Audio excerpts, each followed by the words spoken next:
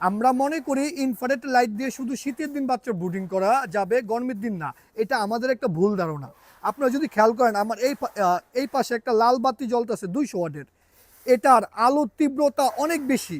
আলোর তীব্রতা অনেক বেশি থাকলে বাচ্চার উপরে ট্রেস পড়ে, মানে বাচ্চাটা অনেক চঞ্চল হয়ে পড়ে।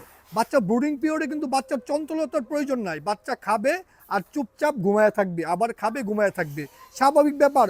আলোর তীব্রতা অনেক বেশি থাকলে আমাদেরও স্বস্তিদায়ক না এই আলোর তীব্রতার জন্য। এই জন্য এই ইনফ্রারেড লাইটগুলো বানানো হয়েছিল যেন এগুলোর আলোর তীব্রতা কম থাকে, হিট বেশি হয়।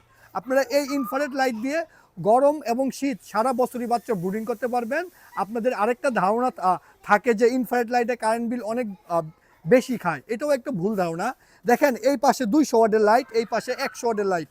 200 ওয়াটের লাইটের তুলনায় ইনফ্রারেড লাইটের হিট অনেক বেশি হবে এবং কি 200 ওয়াটের তুলনায় 100 ওয়াটের কারেন্ট বিল কম খাবে। এগুলো আমরা এর আগে আপনাদেরকে চেক করে দেখাইছি। তার পাশাপাশি এই লাইটগুলো তখনই কারেন্ট বিল কম আসবে যখন আপনি অটোমেটিক ব্রুডার সেটআপটা ইউজ করবেন।